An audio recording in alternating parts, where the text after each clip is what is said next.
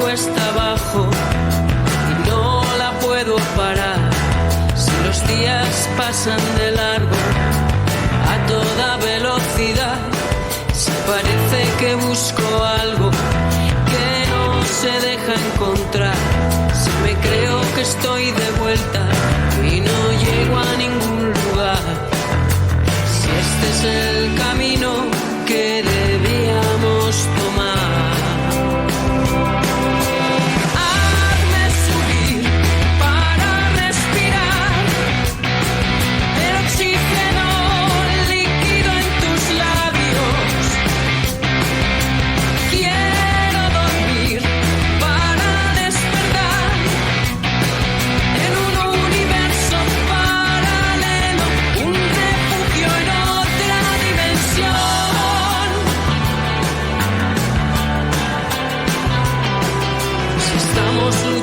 Solos y no podemos ganar.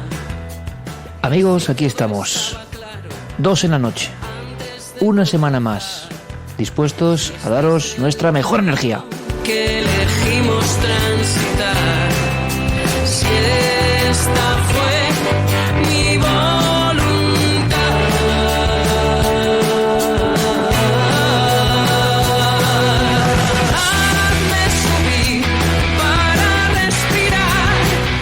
Carmen, buenas noches. Buenas madrugadas, Iker. ¿Tú sabes dónde suena esta música, la Amaral?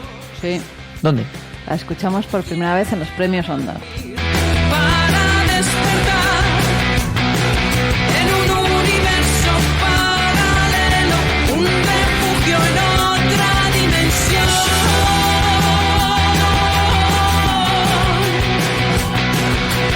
Llévame muy lejos, por favor. Qué impresionante derroche de ingenio, ¿eh? Y la escuchamos muy impresionados en un momento de tanta emoción, hace no tanto tiempo, antes de ser galardonados con el Ondas, y resulta que luego supimos que Eva Amaral, los Amaral, impresionantes artistas, eran muy seguidores, muy milenarios. Nuestro máximo abrazo y reconocimiento.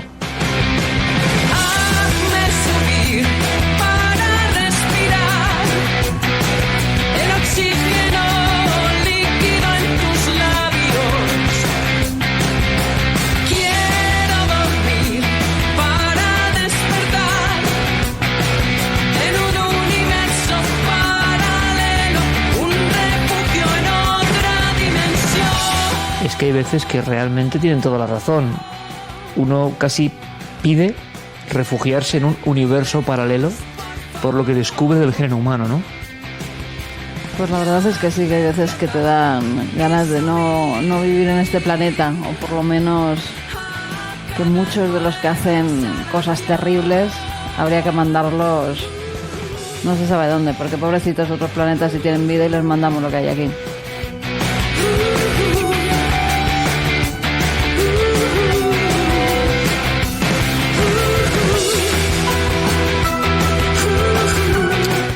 Desde luego nosotros siempre con onda positiva, pero han ocurrido una serie de cosas, de algunas vamos a informar puntualmente. Es nuestra obligación, nos impacta porque somos humanos como vosotros, ¿verdad? Gracias por la acogida, siempre lo digo, gracias por el increíble seguimiento de esta buhardilla que se abre para, de corazón a corazón, hablar 2 en la noche.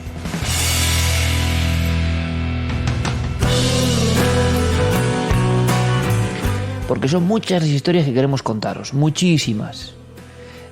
Pocas veces, Carmen, una repercusión tan grande ante un tema tan sórdido, tan, si hay que decirlo, de connotaciones negativas, tan de girar la mirada para otro lado porque da espanto, pero pocas veces, y también en 2 en la noche nos hacemos eco de lo que pasa en el programa del Cuarto Milenio, tantas informaciones, tantas adhesiones.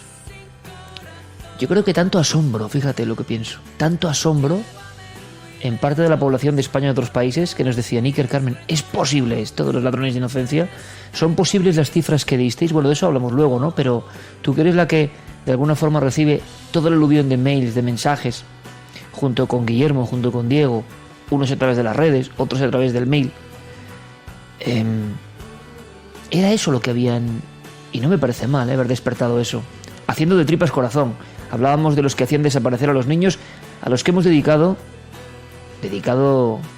con la máxima maldición por nuestra parte, por supuesto, algún que otro universo Iker. Lo que había era asombro, y si pudiésemos resumir todo, era un poco cómo de esto no se habla, ¿no? La verdad es que había un poco de todo, Iker. Había personas, madres, que sus hijos habían sido abusados. Había adultos que de pequeños, en su misma casa y por familiares, por amigos, habían sido abusados. Y sus padres no se lo creían, no creen lo que dicen los niños, creían más al adulto que entraba casi cada semana en su vivienda, y cuando los padres se ponían a hacer la cena y él se quedaba a solas con el niño o con la niña, pues entonces aprovechaba, ¿no?, como un auténtico fantasma del oscuro para hacer esas guarrerías con la pequeña o con el pequeño. Había personas que habían investigado, incluso llevado campañas durante muchos años, y por amenazas al final lo habían dejado, porque también tenían una familia y al final les iba a costar un disgusto. Hay personas que dicen que ellos mismos denunciaron a algunos vecinos que al final resultaron ser pederastas, con lo cual imagínate, hay todo tipo de mails que nos han llegado. Se ha abierto ahí una especie de terrible melón que estaba ahí sólido en el alma española, por ejemplo, lo de nuestro país, aunque conectan muchos más. Y de repente ver en televisión a esos expertos, que luego escucharemos algunas frases, hablando sin tapujos de una cosa que desde luego no tiene bichos de mito, yo creo que todos sentimos el escalofrío común, ¿no? Sí, porque es real. Cuando el escalofrío es común es porque puede ser cualquiera. Puede ser el vecino, puede ser... Yo lo contaba en Petit Comité, y hace poco lo recordábamos porque estábamos con mi tía Ana, y una de mis primas, precisamente, tiene una casa normal y corriente, en una urbanización normal y corriente, y un día se despierta con la policía llamando a su puerta. Y la policía llamaba a su puerta porque su vecino, ese que parecía el vecino ideal, el que siempre saludaba con una sonrisa, el que siempre estaba dispuesto a ayudar con las niñas, el vecino que no daba problemas, pues resulta que era un pederasta. Y que era un pederasta que se había dedicado a grabar a todos los niños de la urbanización, y que tenía espejos para ver cómo desnudaban a las niñas cuando llegaban de la piscina, o para ver cómo en esas habitaciones jugaban con otras amiguitas. Tú imagínate, un depredador de niños justo en la puerta de enfrente. Pero es que lo gordo de todo esto es que ya había estado en la cárcel por lo mismo. Yo pregunto, ¿por qué de esta gente que se sabe y que se les ha juzgado y se sabe verdaderamente, no hay fotos? ¿Por qué les tapan la cara? ¿Por qué? Porque no hay carteles por todas las ciudades diciendo: oigan, tengan cuidado si este señor de repente es su vecino. Porque tendremos que estar defendidos de esta gente, ¿no? Nuestros hijos, nuestros sobrinos, nuestros nietos. Bueno, no te sulfures, porque luego vamos a hablar de esto. Sí, me sulfura, sí. Vamos a hablar de esto, y además vamos a hacerlo con datos de última hora sobre un caso tremendo, el de Jeremy Vargas. Sí. Y vamos a hablar de... Yo preguntaba hace unas semanas, cuando empecé a meterme en esto, los vídeos existen, los catálogos de niños existen, las aberraciones existen, ¿dónde está la fuente, no? Hace poco dedicamos un universo Iker, los monstruos del infierno. Bueno, pues curiosamente esta semana ha salido una noticia, y vamos a viajar de alguna forma a Colombia, donde... sí, el escenario ese como de película apocalíptica se produce, y puede ser uno de esos lugares fuente. Lo vamos a conocer esta noche.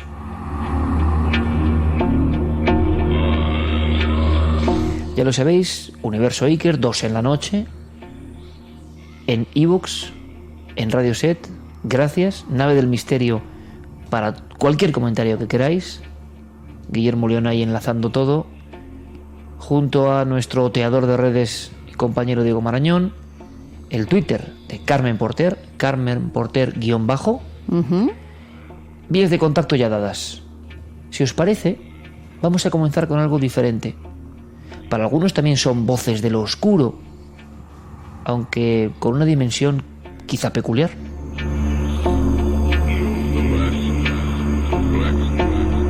Me estoy acordando que estas músicas, por ejemplo, de Herbst 9, el Enenuru, es que fijaos cómo suena, yo no sé. Hay algunos músicos que por fortuna entran en lo oscuro para lo artístico, pero es que fijaos cómo suena esto.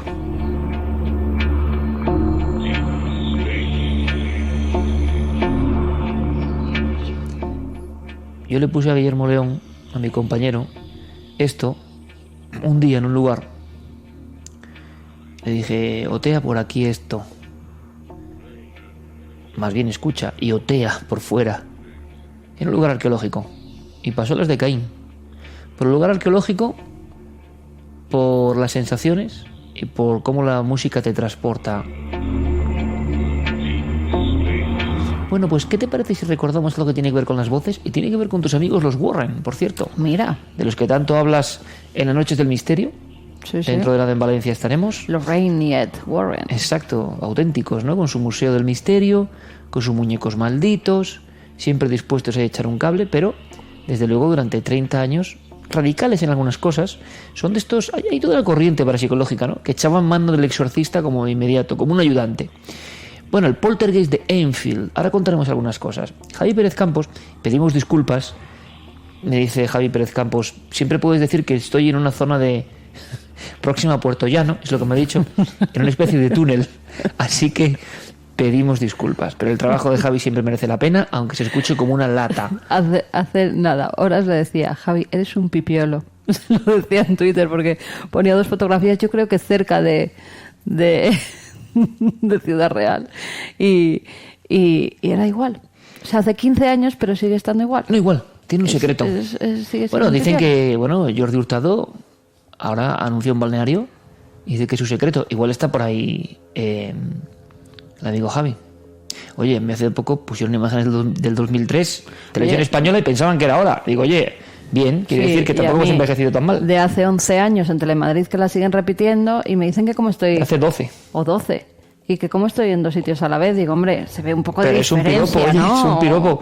Y, bueno, sí, y a mí pero... de 12 en la televisión española, empezando el Ministerio del Tiempo, no sé por qué, un misterio, me veo ya empezando el Ministerio del Tiempo, y mucha gente, y algunos compañeros, oye, ¿qué haces en la 1? Te van a echar una bronca. Gente de la propia cadena nuestra, oye, ¿pero qué haces en la 1? Y digo, pero hombre, si es que hace 12 años. O sea que, bueno, ¿cuál es el secreto? La tinaja del secreto. Ahí está. Un día lo contamos. Venga. Pero Javi está claro que lo tiene. Sabes que Nacho Navarro, nuestro querido amigo en Aragón, sacó una foto de una persona en Ciudad Real como del principios del siglo XX y era exactamente igual. Yo creo que Javi en el fondo es un inmortal. ¿No había en Ciudad Real un agua que se bebía de una fuente? La Fuente Agria de Puerto Llano. Ahí está el secreto. En fin, que nos vamos. La Fuente Agria de Puerto Llano, conexión Benja y Javi Pérez Campos. Javi Pérez Campos es un ser que no cambia. O sea, tú miras las crónicas y no cambia. Algo pasa ahí. O sea que menos mal que nos reímos un poco, pero chicos. Su voz ha cambiado, ¿no? Su voz ha cambiado. Es una auténtica lata. Por favor, no tengáis en cuenta. Y tened en cuenta el tema que da mucho miedo, que de verdad que da miedo, que no es tontería. Porque cuando hablamos, ahora ya en serio, Carmen, de Voces del Infierno, ¿te acuerdas de aquel programa que hicimos de Voces del Infierno? Hombre, cuando la voz de una niña no se parece a lo que se tiene que parecer, ya uno se pone alerta. Seguramente hay una explicación perfectamente natural, pero el impacto que nos produce es como inmediato, de escudo.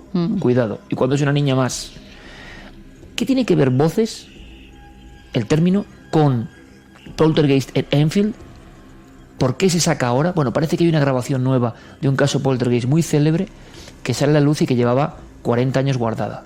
Esas voces de la oscuridad de Enfield, de una familia que vivía el miedo, que lo sentía a flor de piel. Nos lo cuenta Javi Pérez Campos.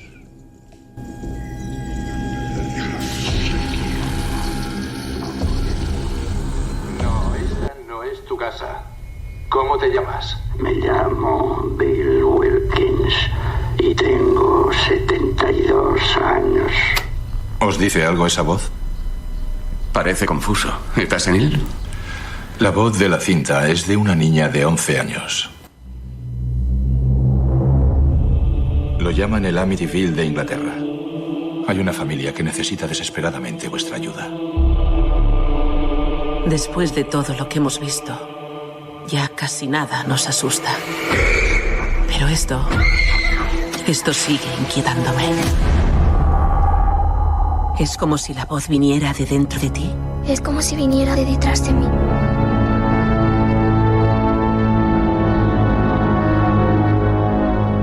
El cine ha vuelto a recurrir a un misterio real para intentar quitar el sueño a los espectadores. En esta ocasión, se trata de la secuela de Expediente Warren, que se centrará en un caso que contamos detalladamente hace unos meses en Cuarto Milenio, el poltergeist de Enfield. Todo comenzó una calurosa noche de agosto en el número 248 de Green Street, un barrio humilde de Londres en el que vivía Peggy, una mujer divorciada junto a sus 4 hijos. Cerca de las 10, cuando todos estaban acostados, unos gritos histéricos surgieron de la habitación de Janet y Margaret, las niñas de 11 y 13 años. Cuando la madre entró sobresaltada en la pequeña alcoba, las niñas dijeron que unas manos invisibles habían empezado a zarandear sus camas hasta casi tirarlas al suelo.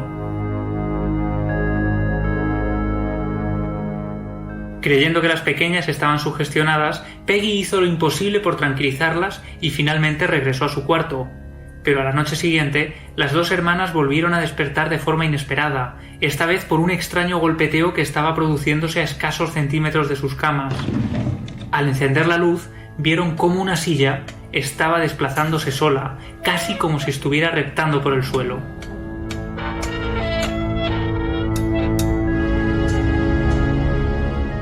En ese momento, unas manos invisibles empezaron a golpear las paredes de toda la casa y un baúl se arrastró como si tuviera vida propia en la habitación de los niños. Incapaz de negar la evidencia, esta vez Peggy Harper cogió a todos sus hijos y abandonó la vivienda a toda prisa. Esa noche, los vecinos y la policía se convirtieron también en testigos de los hechos. La noticia llegó al Daily Mirror, que envió allí a un equipo de reporteros y fotógrafos a investigar lo que estaba ocurriendo. Los periodistas trabajaron durante horas con actitud descreída, creyendo que la noticia ni siquiera podría tener cabida en el periódico.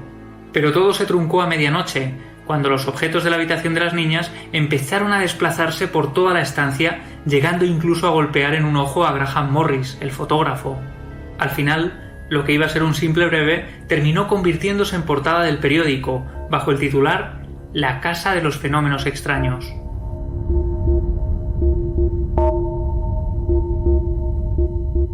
Los fenómenos fueron creciendo de intensidad y varias personas llegaron a ver una figura flotando escaleras arriba. Pero lo más inquietante es que la pequeña Janet empezó a hablar con voz de anciano y a comportarse de manera extraña. Parecía como si estuviera poseída. Para muchos, este es uno de los casos paranormales mejor documentados de la historia. Y es que durante casi 3 años, periodistas, científicos, investigadores, médicos, pasaron por la vivienda, registrando todo tipo de fenómenos, como la voz de la pequeña Janet.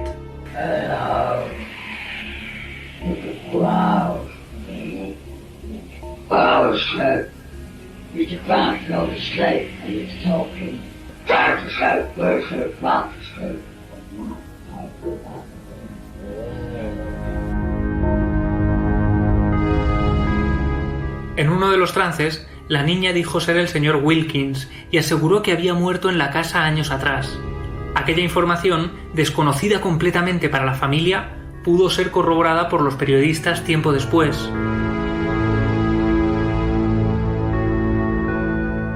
Así fue como esta información acabó llegando a Ed y Lorraine Warren, la pareja de parapsicólogos más famosa de todo el mundo y cuya intervención fue crucial para la resolución del caso. Ellos recomendaron la intervención de un exorcista que apaciguó el fenómeno, aunque finalmente fue necesaria la huida de la familia de aquella humilde vivienda. Ahora, el director de cine James Wan ha decidido llevar la historia a la gran pantalla, y eso ha ayudado a que nuevas pruebas salgan a la luz. Esta grabación del archivo de los Warren había permanecido en el fondo de un cajón durante casi 40 años.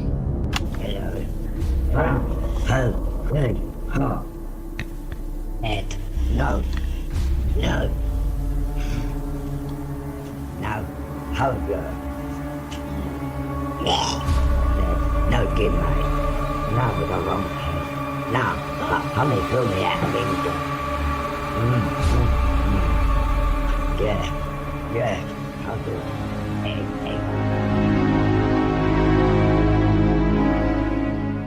El miedo, aún hoy, sigue latente. El director, James Wan, de origen malasio, recordando la concatenación de tragedias que se había producido durante el rodaje del Exorcista, decidió recurrir a un cura para que bendijera el set antes de empezar el rodaje. Por su parte, la familia Hodgson procura no hacer demasiadas declaraciones. Están absolutamente convencidos de que esta película podría ayudar a despertar a los viejos fantasmas.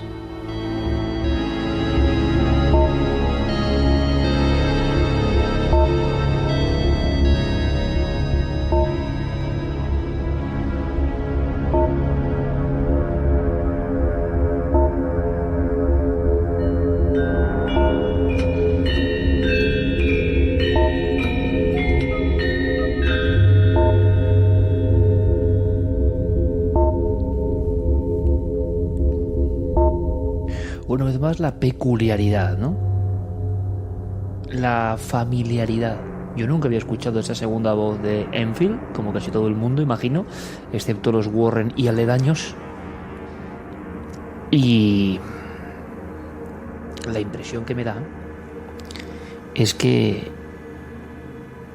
tiene ese tono y timbre, como diría Argumosa, Germán de Argumosa, característico de los casos que tienen que ver seguramente con ciertas patologías, porque si somos racionales, esas voces animalescas, esos rugidos, esos lamentos con cierta familiaridad, que además se parecen mucho, y esto lo sabe bien Diego Marañón, que es un fan del mundo de la locución, los doblajes, las versiones originales. La versión original del Exorcista, que da un miedo terrible, que a veces se cuelan las voces de Regan por debajo, tiene esos dejes exactamente iguales. ¿Y si el fenómeno extraño fuese una tipología muy concreta de histeria que se transforma precisamente en esas voces? Porque el patrón existe, eso está clarísimo, y alguna vez hemos hecho la comparativa con Annalise Michel, otros casos. Son iguales. Iguales.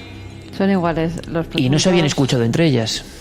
Los presuntos poseídos o endemoniados parece que tienen las mismas características cuando están siendo exorcizados o cuando empiezan a emitir esas voces siempre guturales, siempre como animalescas, con esos gruñidos, además sean del país que sean. Si tú coges a un supuesto endemoniado español, indonesio o inglés, es igual. Y si hacemos una gráfica de cómo esas voces van subiendo y bajando con esos gritos guturales, es exactamente igual. Tienen todos los mismos dejes. Hay una teoría para esto, que es el segundo registro de voz que todos tenemos. Nosotros tenemos una voz, pero siempre hay otra que podemos estar emitiendo. Y en el caso de Enfield se hizo. Todos tenemos una segunda voz. Todos tenemos una segunda voz. O sea, una especie de sombra de voz. Sí, que en determinadas ocasiones podemos utilizar, siendo conscientes o inconscientemente, eso es. En el caso de Enfield se realizaron con otorrinolaringólogos muchas pruebas precisamente para ver si se trataba de eso. Llegaron a la conclusión de que esta niña no podía estar haciendo tanto tiempo aposta una segunda voz, porque si no, la suya, la normal, la de niña, la tendría bastante fastidiada. Se habría quebrado al intentar hacer... O sea, no podría volver a hablar con la voz 1 de tanto usar la voz 2, para entendernos. Exactamente. Si lo hubiera hecho conscientemente. Inconscientemente, ahí ya no entraban, porque, al parecer, ya tenían que ser psicólogos, psiquiatras los que tendrían que valorar cómo podía y de dónde podía salir esa voz. Pero... Y esto es muy interesante, yo no sabía lo de la voz. Sí. ¿Y lo contamos alguna vez esto de las dos voces? Me estoy imaginando... ¿Sabes lo que me estoy imaginando ahora? Porque esto es así, esta guardilla es así. Por cierto, siempre lo digo, mirando el bosque en la madrugada del miércoles, para que vosotros disfrutéis cuando queráis. También lo digo porque podemos dar datos actualizados que enseguida ya novedades, como el caso que vamos a contar ahora, pero nuestra obligación es deciros el momento en el que estamos haciendo esta madrugada mirando el bosque. Me estoy imaginando una noche del misterio con todas estas voces y esas comparativas. Pues... Vamos a hacerlo. Vamos a Sí, hacerlo. pues fuertecita, ¿eh? Vamos a hacerlo. Porque, No, bueno. porque, por ejemplo, lo de la segunda voz yo no lo recordaba. Y si lo has contado, claro, son tantas cosas que acabo escuchando en mi vida que algunas me da mucha rabia, no las retengo. Pero hay una sombra de voz. Y también tiene un perfil, digamos. Es decir, se acomoda a algo. No es que tú inventes un montón de voces, sino que hay un registro que es como el tuyo, el DNI de voz, digamos, suplente. Sí, como tú imagínate, como un recuerdo, ¿no? Como nosotros tenemos en la mente muchos pensamientos y los recuerdos en otro sitio. Bueno, pues ese recuerdo de vez en cuando, en determinadas circunstancias, sale. Pero esto es interesantísimo. ¿A qué nivel? ¿Tú recuerdas a Pascuala Alcocer, la criada del Duende de Zaragoza? Exactamente. Se le acusó en un momento dado, eran tiempos muy antiguos, de ventriloquía inconsciente. Y muchas personas se echaron encima de ese diagnóstico. Para quien no lo sepa, una cocina donde surgieron unas voces, se montó un cirio espectacular en Zaragoza. También iremos a Zaragoza, por cierto, con la exposición. Y resulta que la policía, los detectives, que al año 34. Es verdad que la voz parece que se reprodujo también cuando no estaba la sirvienta, con lo cual la explicación es dudosa. Pero durante un tiempo se pensaba que una persona de esa casa, calle Gascón de Gotor número 2, hacía ventriloquía inconsciente. Sonaba rarísimo, sonaba a ilusionismo. Pero curiosamente, si alguien puede tener un segundo registro de voz, una sombra inconsciente de voz, esa voz se puede reproducir sin que la persona quiera. En ocasiones sí. Inconsciente. Es como inconscientemente. Como un sueño. Se puede reproducir, ya te digo, consciente o inconscientemente. Es como cuando hay un accidente, se queda el hijo atrapado y la madre no sabe de dónde saca esa fuerza descomunal. Sí. Vale, pues esa fuerza la tenemos. Lo que no la utilizamos normalmente. Ahora, en estados de shock, por ejemplo, es cuando de repente no sabes qué mecanismo se genera para que esa fuerza haga que levantes un coche. Es lo mismo, pero temazo, con la voz. La segunda voz. Es un temazo porque representa eso, como diría Jung en el inconsciente, la sombra que todos proyectamos o tenemos. Exacto. Lo raro de todo esto es porque esa voz en los endemoniados es tan igual. Tan parecida. Ya. Con esos mismos dejes, con esas mismas palabras, con ese sentido que verdaderamente es que parece que hable el mismo demonio por la boca de todos ellos.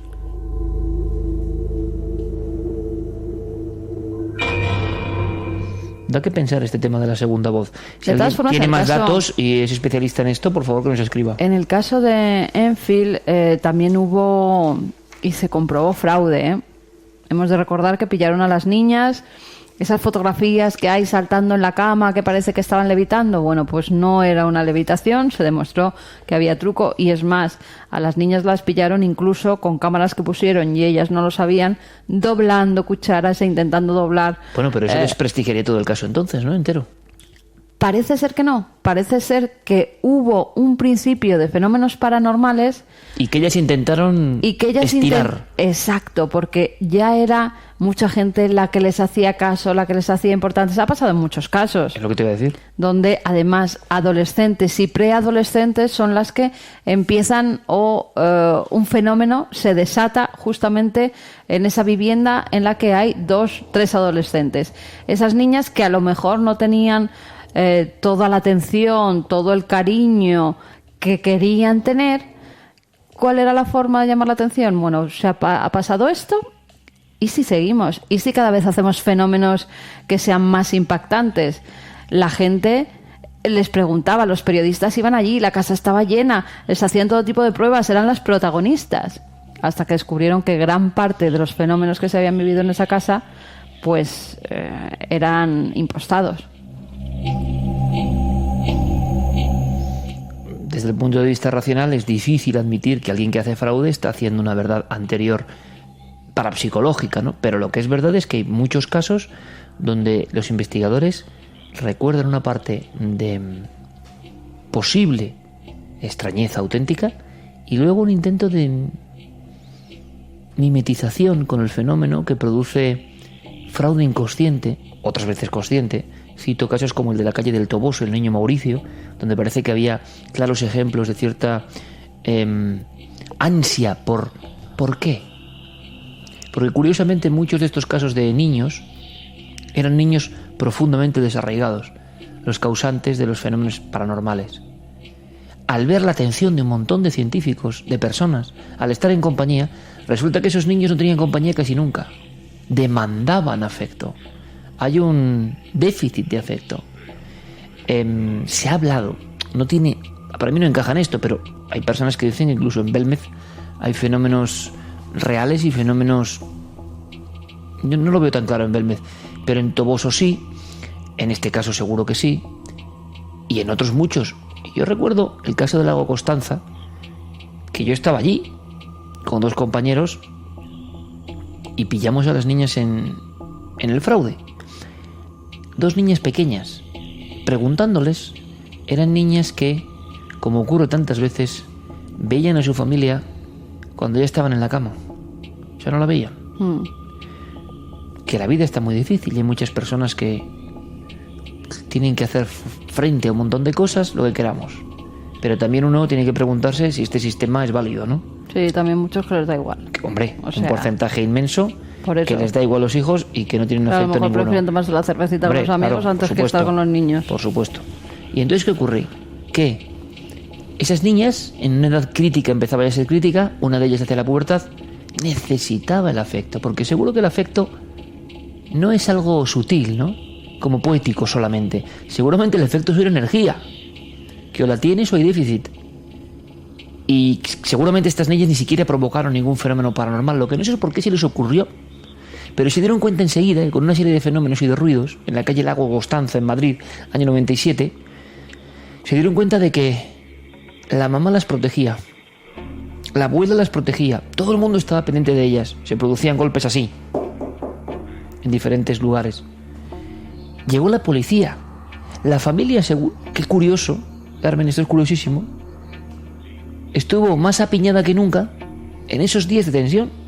Y esas niñas se dieron cuenta que la tensión que producían conscientemente, utilizando como las hermanas Fox muy bien los nudillos y sabiendo, sin ser ingenieras ni arquitectas, las zonas de sonido de la propia casa,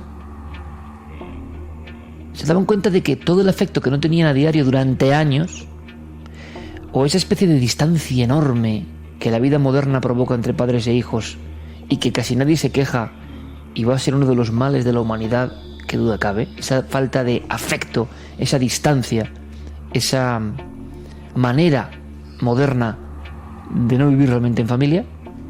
Y entonces ellas veían que todos estaban juntos, el temor había hecho piña, querían prolongarlo y nosotros les pillamos.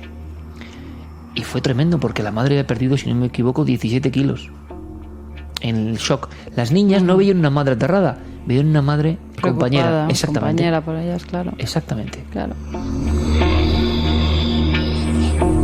O sea que, Enfield, ¿tú crees? Claro, hablamos desde la lejanía, que sí que pudo haber algún fenómeno real. Yo creo que sí, incluso hubo un informe policial cuando se empiezan a producir los hechos, cuando las niñas empiezan a decir que se mueve la cama, que se mueve una silla, la madre lo quita, creen que ha entrado alguien, llaman incluso a los vecinos escuchan esos ruidos, esos raps en las estancias, ven incluso cómo se mueve algún mueble.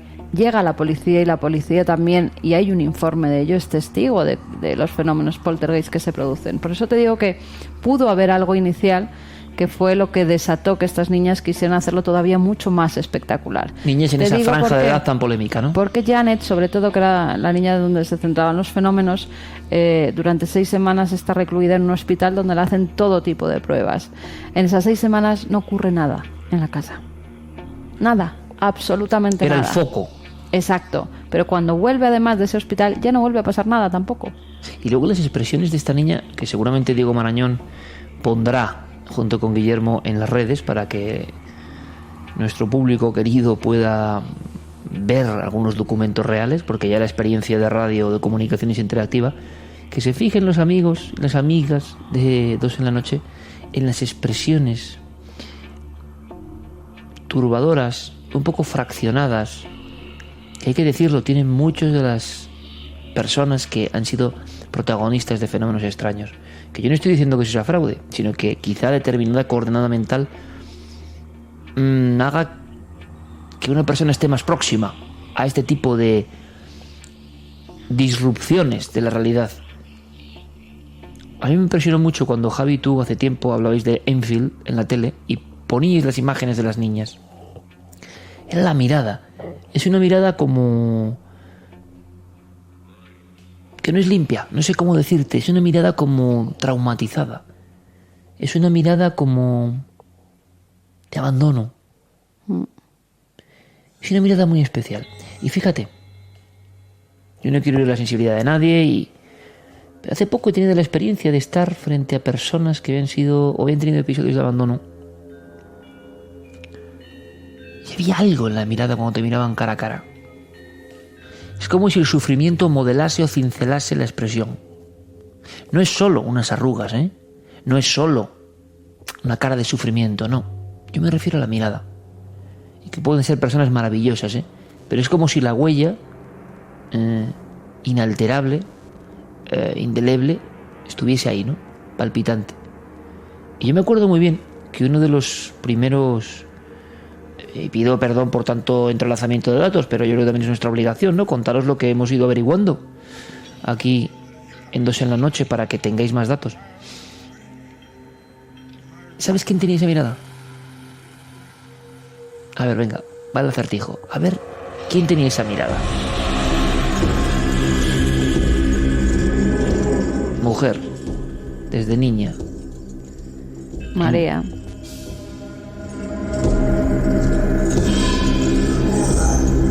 María de Belmez. María Gómez Cámara. Te voy a contar una cosa que seguro que tú recuerdas, porque el que se olvida de todo soy yo, y me gusta mucho reaprender, por ejemplo, esto de la huella sonora suplente. Me ha parecido la voz 2 que todos tenemos brutal. Pero hay una cosa... Todavía te sigo sorprendiendo. Sí. Yo ya no, yo ya... En fin. Fíjate. Andaba yo con Lorenzo Fernández investigando el tema de Belmez al principio de los principios, a la prehistoria. Te hablo del año 90. Y hubo algo... Lo que no se ha hablado mucho... Ese es el agua con gas, Sí, perdón. Esta noche agua con gas, Perrier. No hacemos publicidad, pero oye, mira, es lo que nos acompaña. Yo también doy un traguito, ¿sabéis por qué? Porque esto es muy interesante. Estoy viendo la imagen ahora. Hay personas que dicen, oye, yo edito todo esto con mi Behringer, mi máquina aquí. Así que pido disculpas, si a veces técnicamente no somos una emisora importantísima. Estamos en nuestra casa. Pero lo hacemos con el disfrute. Yo con esta música estoy pensando ahora... Y estoy viendo a Lorenzo, me estoy viendo a mí mismo, buscando el manual de Don Lope de Sosa, que era una revista etnográfica que se hacía en Jaén, donde vi un dato que pocas veces se ha dicho de Belmez o se ha pasado, pero es muy interesante. Llama tanto la atención de la Sociedad Española de Parapsicología y de la Sociedad Jienense en aquel momento de estudios de fenómenos anómalos. Hablamos de la mujer de las caras de Belmez. Llama la atención esas voces, esas expresiones, aquellas fotos increíbles de Antonio Casado, ¿te acuerdas? Que la has puesta, esa foto de María, que nos cedió el propio Antonio, la original, una de las copias de la original, de Diario Pueblo, y sale esa expresión de María, que tú y yo hemos vivido, hemos tenido enfrente muchas veces, la mujer que vio nacer el fenómeno de Belmez, y unió su vida a ese fenómeno, y el fenómeno le ha sobrevivido, que es lo extraño. Bien. ¿Sabes lo que se hizo con la cara? ¿Tú lo recuerdas? Una comparativa de algo, ¿no? ¿No? Eso es muy posterior y ya sabes... No. Te hablo del año 72. Alguien, y esto claro tuvo polémica, no gustó, hablamos del 72 en España, dijo que la expresión de la mujer que vivía en la casa de las caras, y como decimos está ligada, anexada al fenómeno de esas caras sufrientes y extrañas, tenía rasgos esquizoides en la mirada. ¿Qué quiere decir esto? Que debe haber, a nivel psiquiátrico, algún tipo de componentes que deben ser los mismos que yo estoy comentando desde el punto de vista del periodista y de la emoción, y que no tengo herramientas científicas, pero se siente, se ve. Y al parecer, todos tenemos al mismo tiempo que las dos voces, dos lados de la cara, completamente diferentes. Sí. Cosa que eso es tremendo si lo pensamos, No somos armoniosos en nada. El cerebro y la visión da un conjunto de armonía, pero no somos. Hay una desarmonización en cada gesto de la cara, que para algunos expertos tiene que ver con los dos hemisferios cerebrales. Claro, pero queda más armoniosa la normal que cuando juntas dos veces el mismo lado, entonces quedan unas caras tremendas. Pero cuando una cara normal, como la de María Gómez Cámara, la dueña de la Casa de las Caras, tú le haces una recta discontinua, que es como se hacía el experimento, que yo vi los documentos de ese experimento, era tremendo porque se producía dos visiones completamente diferentes y que por separado, poniéndose una cartulina tapando cada uno de los lados, tú veías que había, hay que decirlo, ¿no? Esquizofrenia significa cerebro partido, cerebro dividido, cerebro desconectado. Bueno, pues en esa mirada se veía perfectamente eso. Y esa mirada, la expresión de esa mirada, que podíamos hacer la comparativa quizá, no es ver lo mismo, pero hay algo que nos recuerda en ese tormento que no se ha superado, en esa desatención, en esa poca afectividad. Ahí se ve. Y quizá esas personas, no quiere decir que estén locos los que tienen esa mirada y por eso inventen, sino que alrededor de ellos se produce una extraña sinfonía de fenómenos, dígase caras, dígase sonidos. Pero hemos aprendido algo muy interesante, ¿eh? A raíz de Enfield hemos aprendido algo sobre nuestro rostro y sobre nuestras voces. Ahora, si te parece, escuchemos unas voces, ¿de acuerdo? Otras voces, no son las de Enfield, pero son unas voces que, como decíamos, han causado una enorme sensación. Tú me decías, es un tema demasiado desagradable. Terrible. Sí, cierto. Yo tenía la sensación, y lo llevo haciendo hace unas semanas, porque tengo la sensación de que uno no puede mirar para otro lado, no puede, y sería un lujo demasiado deshonesto. No puede, porque esto está pasando, y por tanto hay que actuar con las herramientas que tenemos y ojalá sirvan de algo. Yo pienso que sirven de algo. Pienso que se han removido conciencias. Ocurría el domingo, hacia la medianoche, 4 expertos de la talla de Aranda, de Vicente Garrido, y de Enrique de Vicente y de Jaime Garrido, hablaban sobre un tema tabú completamente. Sonaba el encuentro para todos los salones de España y del mundo más o menos de esta forma.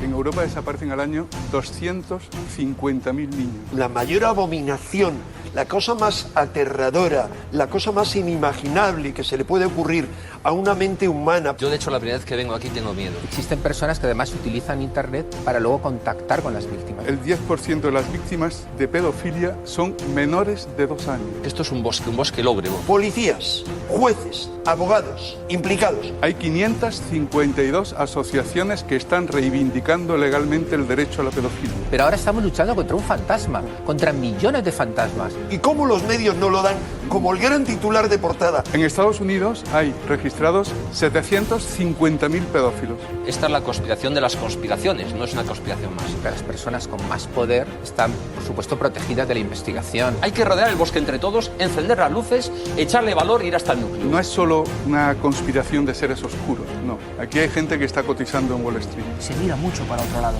Nosotros no queremos hacerlo. Queremos utilizar la televisión para concienciar sobre los malditos ladrones de inocencia.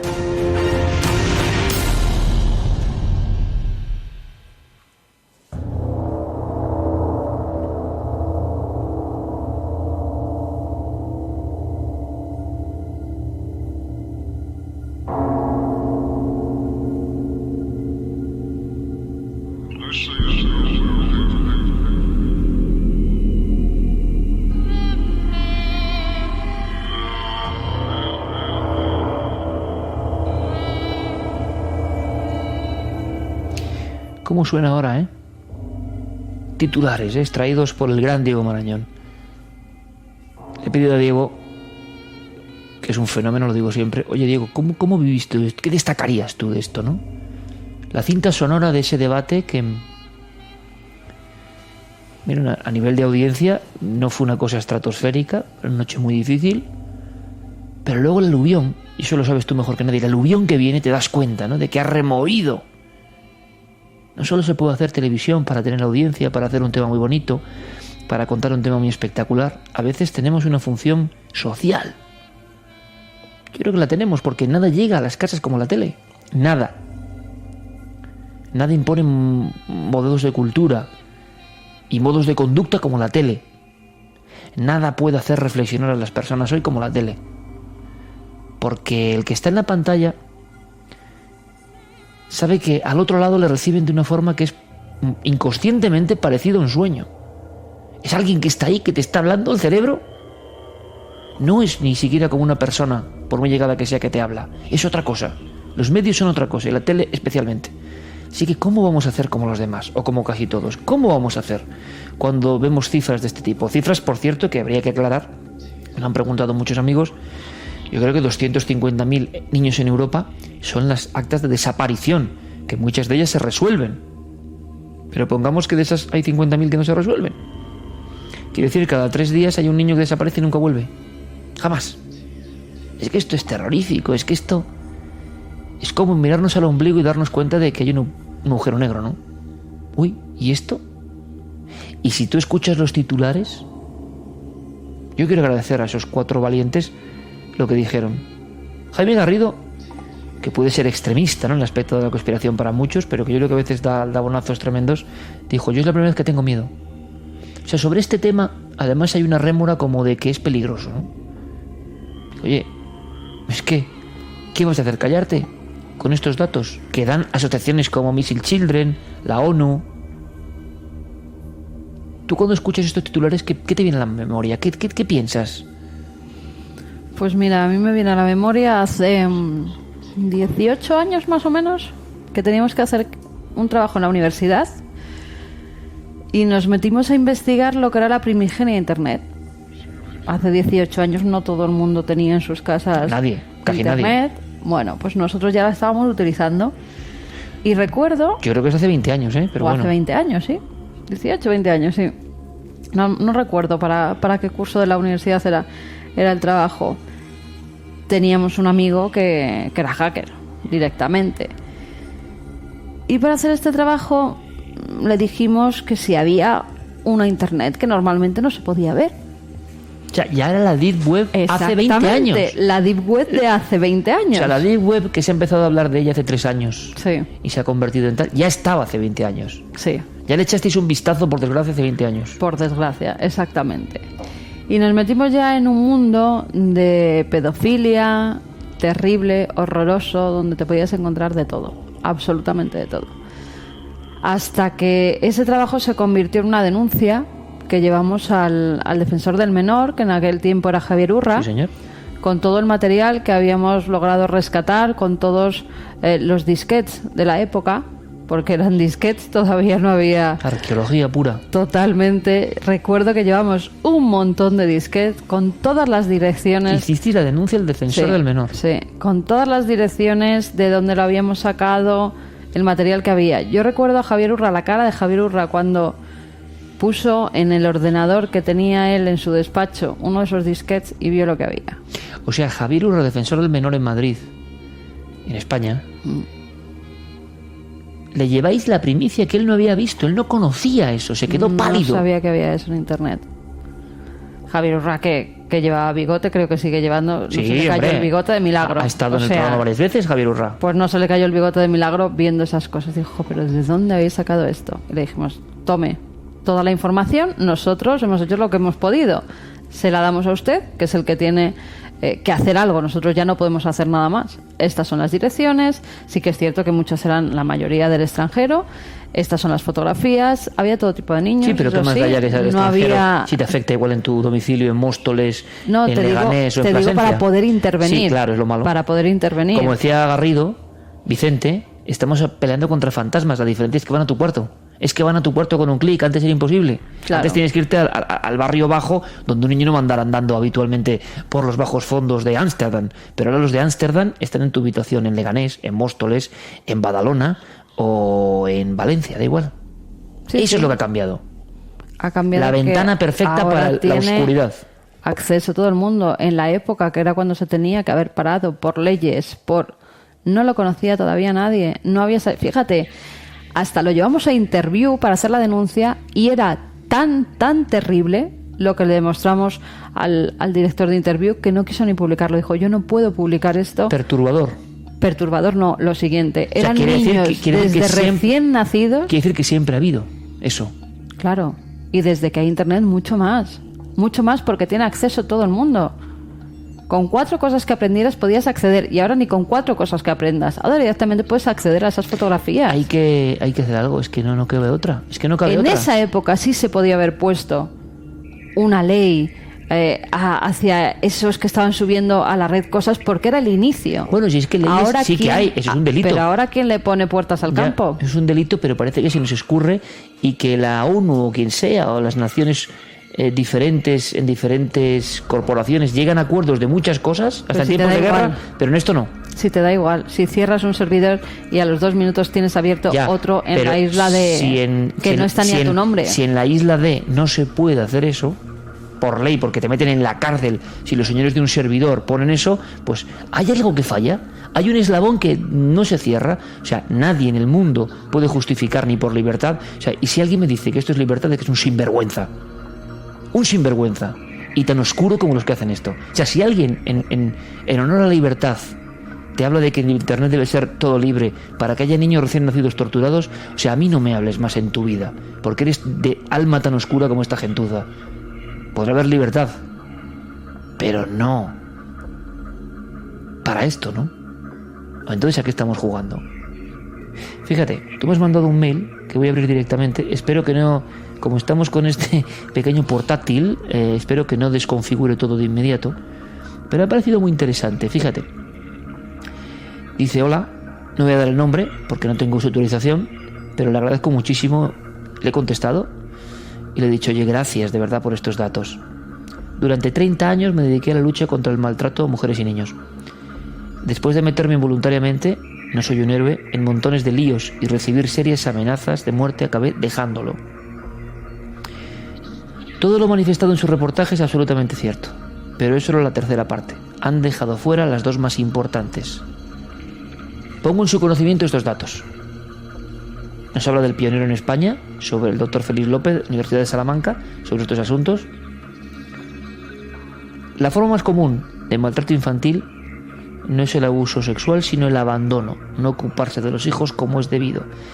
En España, dice este experto, afecta, ojo, al 50% de los niños. En Estados Unidos, nuestro modelo, el porcentaje es mucho más elevado. Imagino que son datos que podréis criticar, lo que queráis. Es lo que dice este experto, yo no puedo decir más. Sobre el abuso sexual en la infancia, las cifras oficiales hablan de que afecta al 30% de niñas y 15% de niños.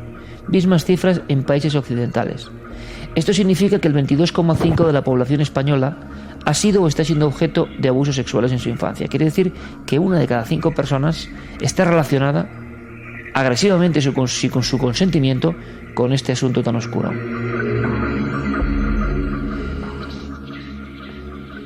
Más de 10 millones de españoles podrían ser víctimas de este tipo de abusos. Dice este amigo que nos escribe: ¿cuántas cárceles habría que construir para tanta gente? Se afirma que la pedofilia es la parafilia más corriente y que afecta al 20% de la población. La pedofilia ha formado parte consustancial de culturas desde la Grecia antigua o el Japón milenario hasta hoy.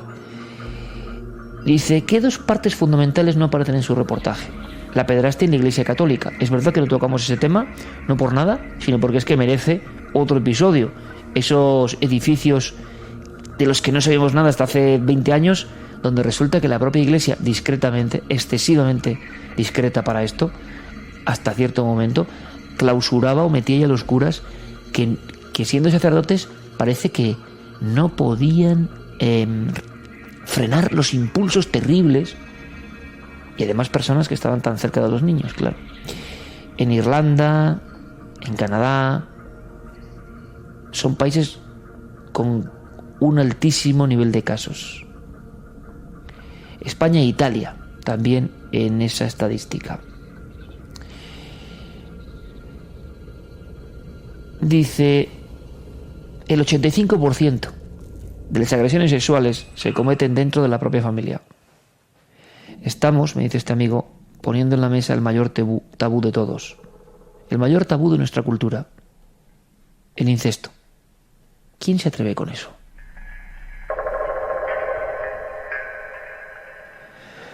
O sea que la sensación es que hay una serie de impulsos tremendos que están siendo permanentemente alimentados, además. Alguien decía que las guerras del futuro o la dominación o esclavitud del futuro no es con fuego, con armas, que también las hay, sino con la lobotomización total, ¿no? Si existen estos impulsos primeros en el ser humano y tenemos la ventana de las maravillas, que es maravillosa para otra cosa, ¿no? Para el conocimiento, donde nuestra dopamina va subiendo cada vez más, como decía el profesor Aranda, cada vez los que se meten en el tema de la pornografía, oye, por curiosidad, por deseo sexual, pero se meten en un círculo donde cada vez es más alto el grado de macabrez, excitación, para alcanzar un mismo nivel placentero. Esa espiral, yo ya dediqué un programa, se habla muy poco.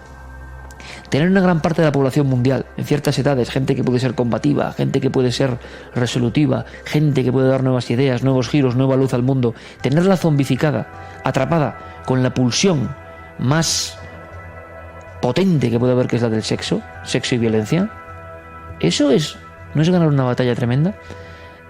Tú sabes como yo, porque hemos estado en algunos lugares de los etruscos, las culturas tunecinas, cartaginesas, siempre se ha hablado de Moloch y los dioses que pedían sangre, ¿no? Puede ser una metáfora. Se sacrificaban niños para aquellos dioses. ¿Tú has estado conmigo en el Tofet o no? De Cartago. Sí. Hemos estado juntos y hemos visto esas terribles tumbas con un niño grabado, casi esquemático. Aquí había un niño que sacrificamos al dios Moloch. Hay quien piensa que esa metáfora, y me estoy metiendo en camisa de 11 varas, ha continuado. Y esos dioses o entidades o energías siguen pidiendo su cuota de luz, ¿no? Siguen queriendo devorar. Porque si no, esto no es explicable.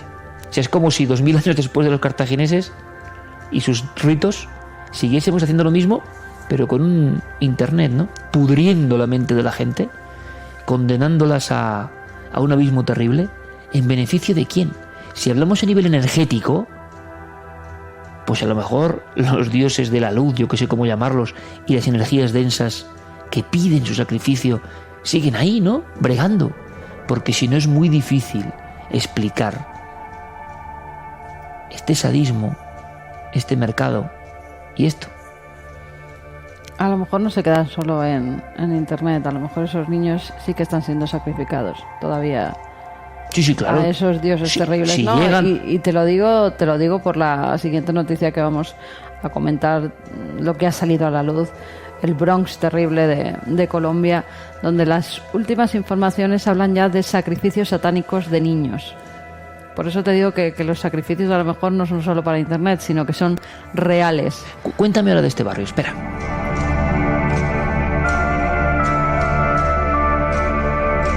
La actualidad viene así, ¿eh? Ojalá otro día venga más luminosa, pero está así. El Bronx, Colombia. Jamás ha oído hablar yo del Bronx en Colombia. Si había un Bronx, y por eso hemos pasado, es el de Nueva York, ¿no? Donde llegas con toda su fama y demás. Y dicen que ahora es un barrio bueno, o parte bueno. Pero hay un Bronx en Colombia. Y se relaciona con todo esto que estamos hablando. Quiero saber. El Bronx de Colombia es el infierno. Lo han dicho los 2.500 policías y militares que han entrado. Además, no son los policías de Bogotá los que han tenido que participar, porque la mayoría de ellos han dicho, además, ya desde el gobierno y desde la propia policía, estaban comprados por la gente del Bronx. Tremendo, sí. No solo eso, sino que muchos habían muerto porque se habían ido de la lengua. Y los propios del Bronx, las propias mafias que ahí actuaban, los habían sacrificado. Con lo cual, esta intrusión en este barrio tan peligroso se tenía que hacer desde fuera, sin que supieran nada los policías de Bogotá, porque siempre que se iba a producir una redada allí, alguien daba el chivatazo. Tenían tanta gente comprada, tantos sueldos repartidos en miles de puestos muy importantes en Bogotá, que no podían hacer nada. Siempre alguien daba el chivatazo y allí no encontraban nada. Esta vez, el sábado por la noche, entraron sin que nadie lo supiera y empezaron a desmantelar lo que era el Bronx. Y se encontraron con lo que ellos llamaron el mismísimo infierno.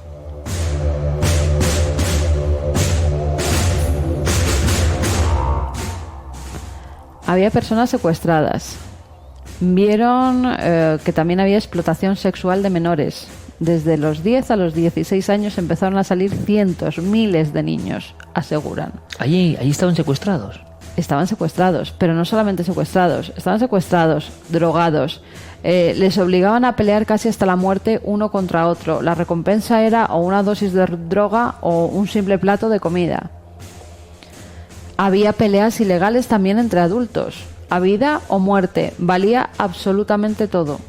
Encontraron patios que eran paredones, donde habían asesinado o fusilado a gente, porque se veían las balas en los muros. Esto no es lo peor. Hallaron una especie de cárceles dentro del propio Bronx, donde los que se habían quedado con dinero de la droga, los que habían dado un chivatazo, los que por alguna causa habían molestado a los capos, pues eran llevados allí, les habían dado palizas, eran desmembrados y literalmente arrojados a un hueco donde tenían a perros hambrientos que se los comían vivos.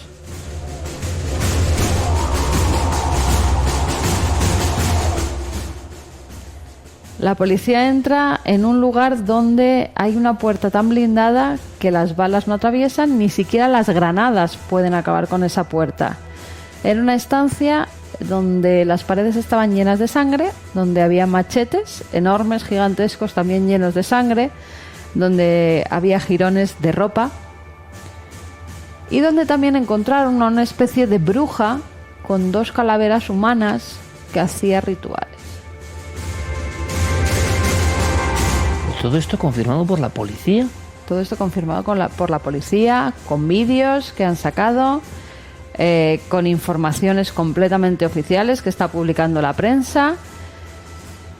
Al parecer, ahora la última noticia es que están investigando los rituales satánicos con sacrificio de niños que se han podido llevar a cabo allí, porque sí que han encontrado tinajas donde deshacían cuerpos, tinajas con ácido donde metían literalmente los cuerpos para deshacerse de ellos.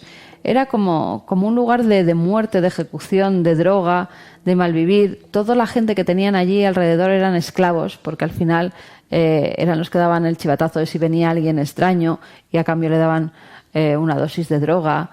Otros, más de 300 niñas menores de edad han encontrado.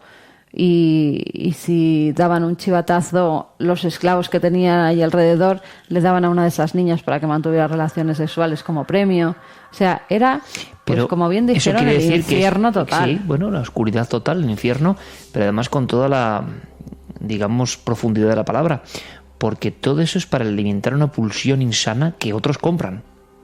O sea, si no hay clientes, ni hay sacrificios, ni hay rituales, ni hay peleas, si no hay gente que apuesta, si no hay gente enganchada a eso de la adrenalina, ¿no?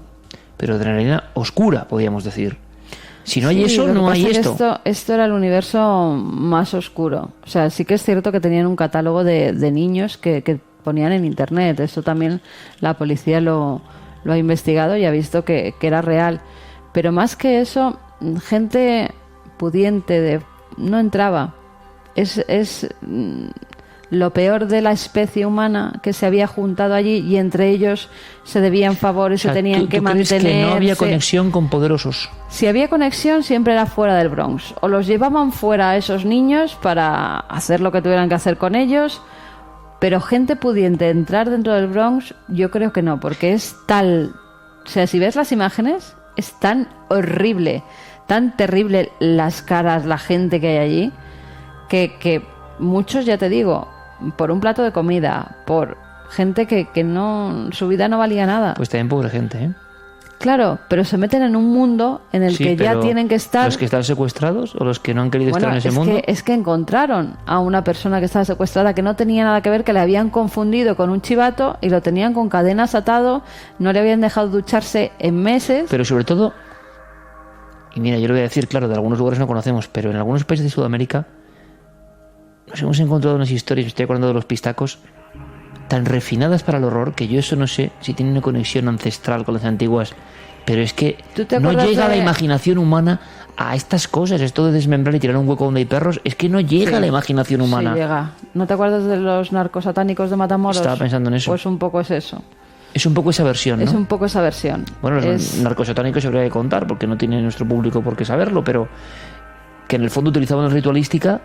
Utilizaban los rituales para protegerse, ¿no? Protegerse de que la policía no los cogiera. Encontraron ollas con cuerpos humanos, encontraron brujería que se había realizado, rituales satánicos. Por eso te digo que es un poco lo mismo, pero en vez de en México, en Bogotá, en Colombia, porque han encontrado prácticamente los mismos escenarios.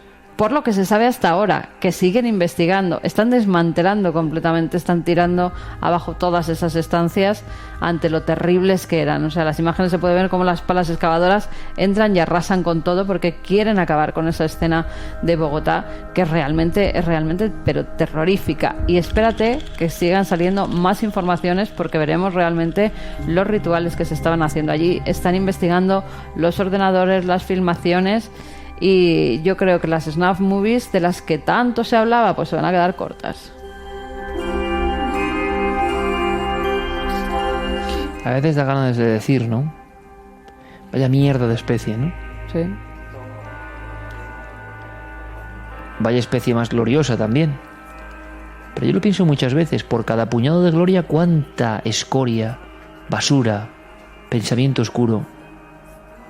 Es como si hubiese una batalla profunda, ¿no? Muchas veces, por fortuna, una parte del mundo vive ajena relativamente a todo esto, pero con la globalización, con este mundo que ya se parece todo mucho a una misma imagen, qué peligros también importamos, ¿no? No quiero decir que cada mundo y cada país no tenga sus propios peligros, pero esto ya es la repera, ¿no? Esto ya es la repera. Y uno dice, hombre, hay luz y hay sombra, sí. Y hay gente muy buena. Y hay gente maravillosa, menos mal. En cada pueblo, en cada sitio.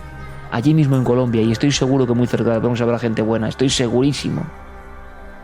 Pero si uno tuviese una balanza y pusiera la luz y la oscuridad, yo no sé. Como decían en la Guerra de las Galaxias, la oscuridad, ¿no? Es más fácil, más rápido. Pero te has dado una clave interesante. Cuando se llega a un nivel de degradación tremenda, a un lumpen absoluto, pasa esto, ¿no? ¿Alguien se acuerda del mendigo asesino escalero? Del mundo en el que este fantasma viviente permanecía, en los muros de la Almudena, desenterrando muertos, descuartizando, peleas. ¿No es lo mismo? Tenemos una imagen, por nuestra cultura judio-cristiana, errónea, que el rico poderoso es muy malo, habrá muy malos, claro, y el pobre lumpen, pues en el fondo es culpa de la sociedad. Bien. Mira, pero resulta que el lumpen tiene unas formas de degradación, unos torbellinos que son muy concretos y que hacen que la barbarie esté muy próxima. O sea, el cerebro reptiliano salta muy rápido en el lumpen. Cuando te has degradado tanto, salta esa... Eso lo sabe muy el doctor Gaona, porque lo he estudiado. Salta esa especie casi de ladrido, que no es ni hablar, y que es morder al otro, ¿no? Salta el ser más primitivo. Pues es la verdad. Políticamente incorrecto, hombre, claro. Si pueden me crucifican, porque lo que nos ha enseñado nuestra cultura judeocristiana, curiosamente en misma pinza, y la progresía, lo que nos han enseñado es que el pobre tiene todas las bendiciones. Solo los pobres alcanzarán el reino de los cielos. Bueno, pues ya ves tú. ¿Qué tendrá que ver? Porque hay de todo en todas partes. Pero la degradación... Hombre, como decía una importantísima escritora y noble, ¿no? Hablando de alguna manera la corrupción de altas esferas también tiene sus códigos, claro que sí. Sus códigos refinados, civilinos y terribles, pues claro que sí. Pero también las capas sociales más bajas tienen su forma de degradarse. Es decir, hay como una tendencia, como te dejes llevar, el resumen sería, como te dejes llevar por el impulso menos racional, aparece el animal, ¿no? En el mal sentido del animal, porque el animal ni lo tiene. A mí me aparece la bestia. Esa gente que critica, por ejemplo, a Amancio Ortega, ¿no? Es que esté rico, es que esté... Bueno, pues hoy mismo en una revista leía que ha donado en nuestro país para el estudio del cáncer 40 millones de euros. 40 millones de euros. O sea que seguramente hay uno personas detrás de otro. Que se salven. Exactamente, que le han puesto verde. Personas que le han puesto verde por ser rico y que se salven por el dinero que da él para la investigación. Hay que tenerlo en cuenta también, ¿no?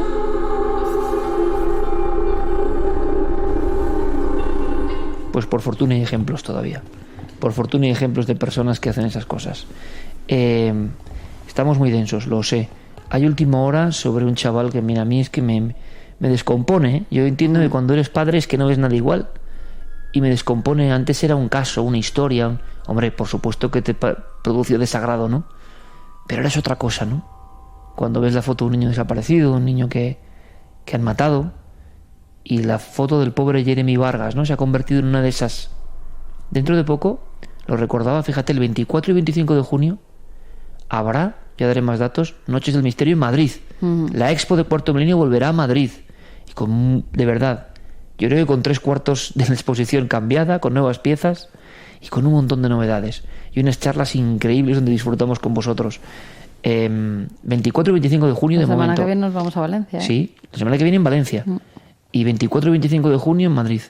Bueno, pues el 24 de junio, cuando estemos tú y yo allá arriba, con toda nuestra gente, disfrutando e intercambiando energía buena, o sea, todo lo contrario que esto, y rebelándonos contra esto en la medida de nuestras posibilidades, se habrán cumplido 30 años de la desaparición de Juan Pedro Martínez Gómez, justo ese día, del niño de Somosierra. Cuando yo veo estas fotos ya nada es lo mismo, ¿no? Me sobrecoge una pena de verdad indefinible, ¿no? Indefinible. Y el pobre Jeremy, ¿qué sabemos hoy, esta noche? Pues mira, han salido ahora informaciones durante todo el día de una nueva pesquisa que la Guardia Civil está investigando porque tiene todos los visos de convertirse en el sospechoso número 1. Era un chatarrero que vivía apenas a 5 minutos de la casa de Jeremy. Una persona a la que desde la azotea de la casa de Jeremy su abuelo veía continuamente. O sea, el eterno sistema, como diría Garrido, del perfil criminológico que te dice que muchas veces en estos casos el sospechoso está más cerca de lo que pensamos. Pues y tiene relación de alguna forma con la familia, secundaria pero relación. En este caso parece que sí. La policía, ya te digo, todavía lo está investigando porque él ahora mismo se llama Antonio Ojeda, tiene 56 años, está en prisión precisamente por un abuso a un menor. El modus operandi había sido el mismo que se utilizó con Jeremy. Además de eso coinciden la gorra con la que varios testigos ven a ese hombre y el coche, un Renault 5 blanco que pertenecía a este hombre. Que yo es que me parto con lo que pasa. Este hombre no tiene carnet de conducir y se ha recorrido Gran Canaria de arriba abajo con ese Renault 5. O sea, aquí tienes que ser un mangui, no tener carnet de conducir, no pagar impuestos, delinquir. Entonces sí que y no nadie te pasa te dice nada. No, claro, te dicen si pagas y eres un tío normal. Las personas que nos escuchan, no haces nada, las personas que nos escuchan ahora mismo, las personas que nos escuchan que son normales, trabajan, pagan sus impuestos y hacen todo lo que tienen que hacer, estos sí que son los sospechosos. Estos van a estar perseguidos y tal todo el rato. Ahora, el lumpen, pues no. Donde no puede construir, o sea, si tú vas y construyes una casa, te la tiran abajo, pero este hombre puede vivir. Sí, claro, hombre. Con 2 narices. Aquí el bangui siempre tiene las de ganar. Bueno, pues al parecer somos así. La policía llevaba ya a la Guardia Civil tiempo. Ahora, tú sáltate un radar, ya verás lo que te pasa. Que sí. Vale, o no pagues una multa. Sí, vale. O sea, eso, directamente te vienen a casa a pedir que pagues la multa. Sí, claro. O si no, te embargan la cuenta. Eso es. De verdad que sí. Pero este tío, que no tiene carnet, que tiene 56 años, que ya ha tenido problemas con menores, no pasa nada. Ahí está suelto hasta que le pillan en una denuncia también, de nuevo con un menor. Y por eso está ahora en la cárcel. Y va a salir ahora al juicio. Pero es que parece ser que hizo lo mismo con Jeremy. Subirle en el coche, llevárselo, intentar abusar de él. En el caso de Jeremy, todavía no se sabe qué hizo con él. Pobre crío, Dios mío. Es lo que está intentando averiguar la policía, interrogando a este individuo. Y ojo, mi saludo y mi abrazo a la gente de la policía y de la Guardia Civil. Porque te aseguro que con muy pocos medios hacen lo que pueden. Ellos ponen a disposición judicial. No nos equivoquemos. Que sí, el problema no es de ellos. Claro, y lo que demuestra esto es que 10 años después siguen tirando de la pista. En Gran Canaria, en La Palma, en Tenerife, pasan muchas cosas. Y entonces tienen 1000 expedientes abiertos. Pero alguien dice que eso no se deje, porque si no esto no pasa. Oye, pues también nuestra felicitación en el sentido de los abuesos de verdad siguen tirando del hilo, siguen amarrando imagino que para las familias es terrible la tortura, pero no abandonan un caso así como así, ¿no? Mira, yo he visto hoy a la madre de Jeremy decir, sí, es que sabemos que es él. Sí, es que sabemos que es él. Y yo en cierta forma entiendo que quiera cerrar ya, que por fin quiera saber esa madre después de 9 años de incertidumbre, que ha pasado por todo tipo de picos, de baches, de es que mi hijo puede estar vivo en algún sitio, que alguien bueno le haya cogido y le esté manteniendo a dónde está enterrado mi hijo. Esos baches que pasan todas las familias de los desaparecidos. Y ella que por fin haya un culpable de la desaparición de su hijo, que por fin alguien le diga qué fue de ese niño. El cerrar ese círculo, que es lo que te dicen todos los psicólogos y todos los psiquiatras, para una madre, para la madre de Jeremy, es lo que la queda a la pobre en esta vida. Porque nunca va a superar esto, nunca. Pero por lo menos sabrá dónde ir a rezar a su hijo. Cuando sepa verdaderamente que el culpable está pagando, cuando lo pillen de verdad, a ver si de una vez cierran este caso y dejan descansar a la familia de Jeremy, que la pobre lo ha pasado todos lo han pasado fatal, una familia rota ya para siempre, claro.